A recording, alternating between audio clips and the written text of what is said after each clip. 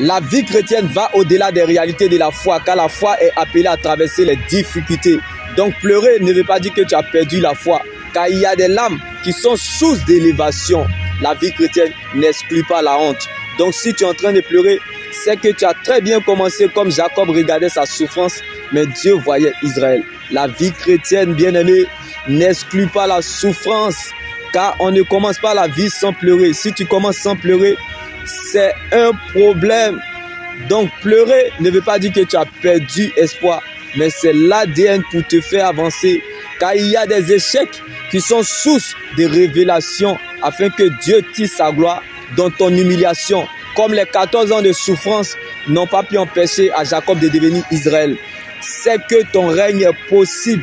Donc le problème n'est pas le problème, ni ce qu'on te fait. Le problème pour Dieu n'est pas de te faire voir sa gloire comme Israël. Mais est-ce que tu pourras porter sa croix comme Jacob? Est-ce que tu pourras la garder? Est-ce que ton cœur est suffisamment prêt à affronter ce qui arrivera lorsque Dieu t'aura déjà exaucé? Car ce que Dieu cherche et veut bâtir en toi a plus de valeur que ce qu'il veut te donner. Moque-toi de tout, sauf d'une personne qui cherche Dieu.